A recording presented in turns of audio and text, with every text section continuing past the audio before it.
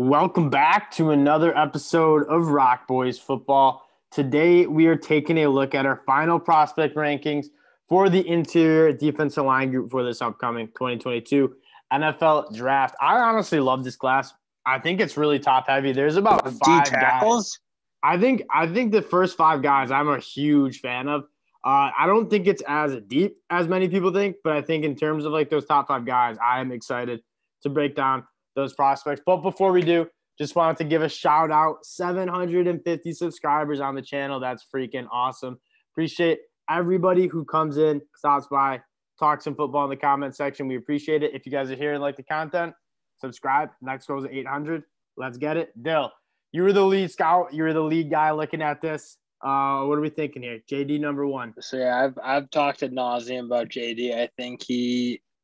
I think people don't recognize how good he was in college and how dominant he was when he was like on. Yeah. Most impactful defensive lineman by far in my mind. And again, I think the key thing is when the game slows down and he's fresh more often, he's going to be way more of a force. I think the pace of play in college got to him. Yeah, the more I watched Jordan Davis film, the more I was just kind of wrong about my first observation, my first eval of him. My first evaluation was I just didn't think he was enough of an impact maker. Not getting in the backfield enough, not getting enough negative plays, not getting enough pressure on the quarterback. And yeah, he can definitely develop some more pass rush value. I think that's a for sure possibility, and that's the tension you have of are like the Baltimore Ravens going to use a top 15 spot to take Jordan Davis, who hasn't really shown to rush the passer that well. Now, he is extremely, extremely productive in the run game. People don't get it. It doesn't show up on the stat sheet, but it is. And like being able to win on first and second down and set up a good pass rush, even if you're not on the field for that, it still has a lot of value. And I think Jordan Davis is certainly worth that pick. Yeah, and then just going on to number two, I'm still not like wholly convinced because again, when I watched the next guy, Devonte Wyatt, I didn't see the same level of impact as Jordan Davis, not even particularly close. And I feel like maybe the world's just like gaslighting me and saying this guy's a first round talent. And because you are one, I just don't see it. I don't see it. I don't know. It's hard to. Yeah, he's a tough one because I think Jordan Davis, you can see his impact and just like, okay, I'm like an immovable object in the middle of this defense. And he stuck the stat sheet though. It's like Jordan Davis was wildly productive in the Devonte Wyatt.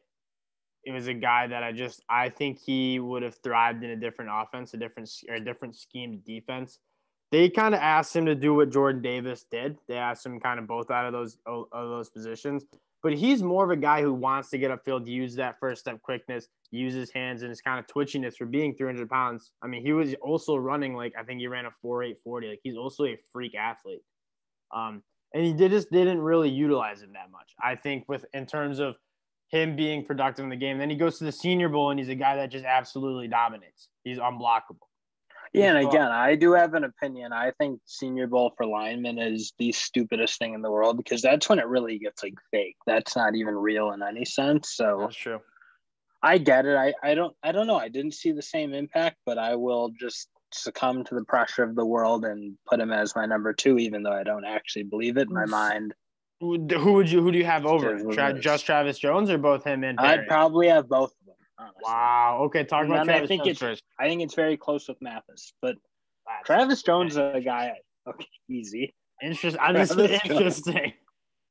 Travis Jones is a guy who I think looked a little bit disinterested at times, and that's a tough one. He's like playing at UConn, nobody in the stands, super boring, just team in general, and they're getting they're getting the doors blown off.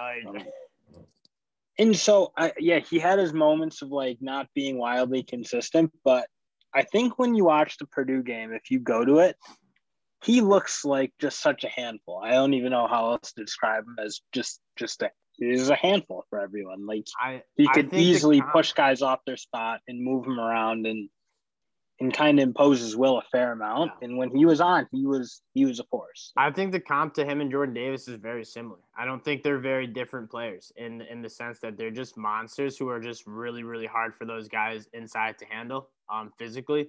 They're just big. They're strong. One thing about Travis Jones, I kind of agree, like similar to Jordan Davis too, and I think that's just a product of maybe being that big, and sometimes the gas tank is a little bit low. But Jordan Davis was another guy who went to the Senior Bowl and absolutely dominated, but it was for different reasons. I know you're not like put that much stock in the Senior Bowl, but it was for him playing at UConn. Like, it probably mattered, yeah. He was physically more dominant than any other defense or offensive lineman trying to block him. Like he was clearly that. And so just showing the physicality, the athleticism that he showed, I think really helped his stock. But Travis Jones is a guy that if you don't want to, say you're the Ravens and you're not very comfortable picking Jordan Davis at 14, it's like seems a little rich for a guy that hasn't really shown impact in the pass rush. Have questions about it, we're going to pass on him. Maybe go get George Karlaftis or wherever they want to go. Travis Jones at pick 40, whatever that turns out to be, 45, I really like that. Like, I think getting Travis Jones at 45 as opposed to using a first-round top 15 pick on Jordan Davis makes a lot of sense. So that's kind of I mean, Travis Jones is a big projection, I'd say. Like Devonte Wyatt, in my mind, I think you kind of know where he is. So I don't think Travis Jones is a projection. I think you know what you're getting with Travis Jones. He doesn't come out and be a dog. I don't think he dominated enough in college for the talent he had. Interesting. To warrant this like talk like he's you're getting the dog. Yeah, people because there was too much of the games where he wasn't making a big impact. And at that level of football, you really should be just every play being a problem. And I didn't see that. So and that's probably a result of you just putting a little less emphasis on the senior game, because it was after the Senior Bowl Senior Bowl. After the Senior Bowl, that was when like a lot of the scouts, a lot of the media was like, this guy's not falling outside the top 50. He's just too good. I have him in the top 50, but it's like, I do think he is, if he wasn't a projection, he's an easy first round pick. Like, no question. I don't think, but like the thing with me is like, I think you know what you're getting in terms of like, he's going to be a beast inside and he's going to be hard to move. That doesn't cut it to be drafted particularly high, quite frankly. Same thing with Jordan Davis. You know you're getting, if you want to make that argument, you make that like that's Marquand McCall. That's some of these other that's some of these other guys. You got to be you got to have something more to you to be a third round pick. That makes sense. All right, let's move on to Perrion Winfrey, because you have Travis Jones over Perrion Winfrey. I'm not sure if I agree or disagree, because I do like Travis Jones a lot, but I love Perrion Winfrey. At one point, he was my defensive tackle too. He's an elite pass rusher, and he's elite because those interior offensive linemen, they can't deal with his athleticism and his get off and the length. If he was his only job was to rush the passer, he'd be a first round pick. Now the big problem with him is he plays high, and him and Nick Bonito have like the same problem. They both come out of their stance high, like they're rushing the passer every time, and then just get blown off the ball in the run game. And it's like, that's my concern, is how it's hard to justify picking when you're that much really high when you almost can't. Like, if he doesn't get meaningfully better against the run and play with better leverage and play with more strength and be consistent getting his hands on people, he can't play in the run game ever. Yeah, and I don't get it, because physically, I think he has the tools. Yeah, he's a little tall, and he's long and lean though. That's I think. But like physically, I feel like he shouldn't be as bad as he is. I personally think he just comes out of his stance so high, and it's almost like he's never even thinking about the run game, just trying to like get like. No, I agree with that. That's fair. And so I think that's a result, and then that could be coaching, but the straight traits Perrion Winfrey brings is awesome. Like, he looks like an absolute handful. He's very, very athletic, very twitchy. Both him and Nick Bonito were just really, really good first steps. I like Perrion Winfrey, but he's an interesting one because, like what you said, I mean, at this point, and I'm an NFL coach, a GM, like, he's not playing on first down. He's just not, because he can't play the run. So he's an interesting one. Federer Mathis, I like Federer Mathis. What do you see in his game? I love Federer Mathis. Yeah, I do too. You're getting a really solid guy in. Not like a super dynamic player, I wouldn't say. Was not a huge playmaker in the run game. I do think he rushes the passer pretty well and does a good job getting on guards' edges and having like a toolkit of pass rush. He's got really good hands on the inside. Oh yeah. I don't think he always played like violent enough. Sometimes it looked like there was like a little bit of like patty caking going on, and not when you doing what he can do. And you see how strong he is at times, especially in the upper body. And when you see him just like kind of chest to chest with a lineman not doing much, it's like I think you saw a little bit too much of it. And I don't think he's got the power in his legs is probably the big issue. Like, he can't stun guys.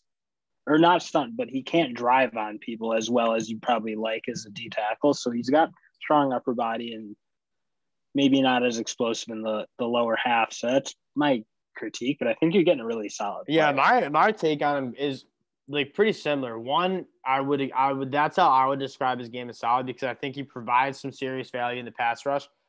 I think he uses his hands. He's got some like decent moves from the interior. And then what you said, I think he's just capped a little bit physically. Like, he's not gifted like Jordan Davis is gifted with that size. So he's just – and I think Perrion Winfrey is a little bit more gifted athletically in terms of twitchiness, length, power in the hands. But he's I just don't see explosion. I don't see the explosive ability to be a super dynamic in the run game. At the end of the day, though, he's a damn good football player. Like, he's good. He's really going to be a late second round, early third round pick, and he's going to be a good player. DeMarvin Leal, this is a little bit more questionable. I'm going to let you lead on DeMarvin Leal, but my take on DeMarvin Leal is I just struggle to see where he's going to be really successful at the next level. Screaming tweener weight, 290 pounds, 6'4". He was a tweener throughout college. Like, where are you going to put him? Personally, when I watched the film, it's like he doesn't have the burst or bend athleticism to play on the edge. And he's not physical. Doesn't have a thick enough lower half. Not big enough to play inside.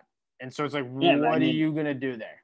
The crux of the issue is you got a guy who put up really impressive numbers at Texas A&M for 2 straight years.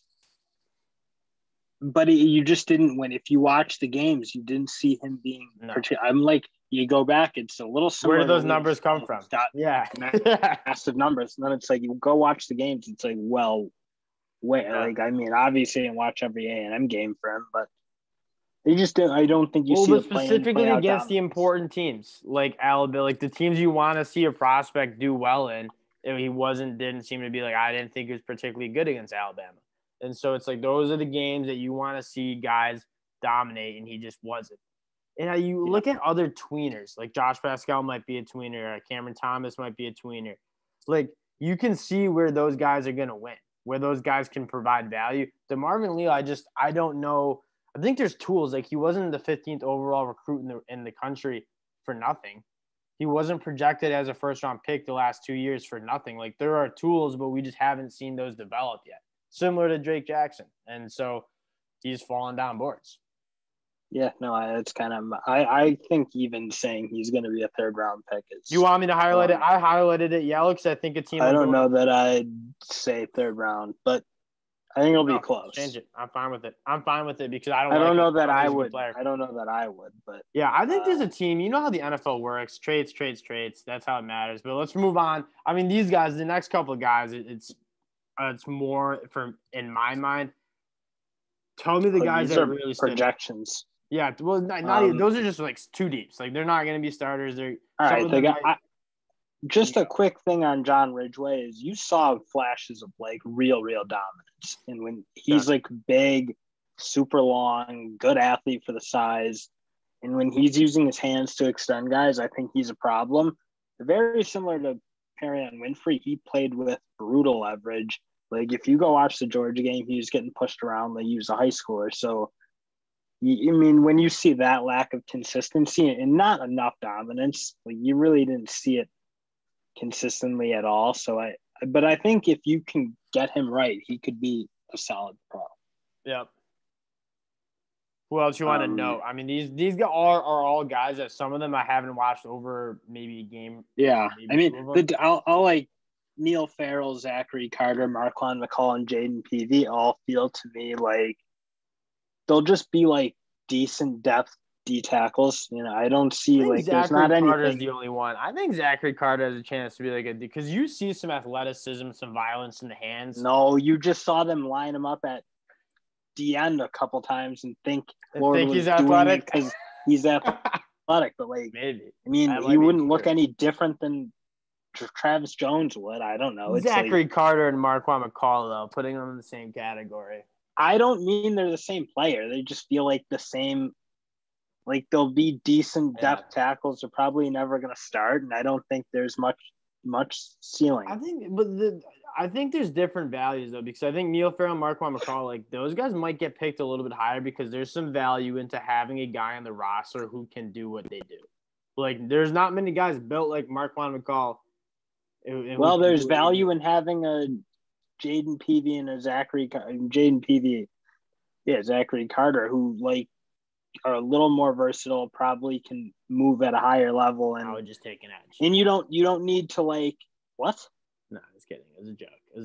It was a poorly timed joke. But I think like again, it's the same. Like you know what you're getting, and I don't see a ton of interesting there. It's like solid. I agree. It's 4 solid players. That's what I'm saying. The top five of this class I actually really like, and I think they all can go in the first 2 rounds.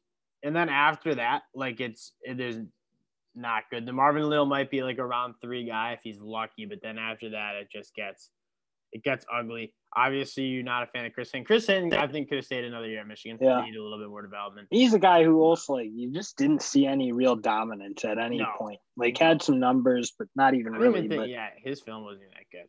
But numbers in film, like that's the DeMarvin Leal conundrum. But 2 guys I maybe would want to point out are Booker and CJ Wright from Georgia State.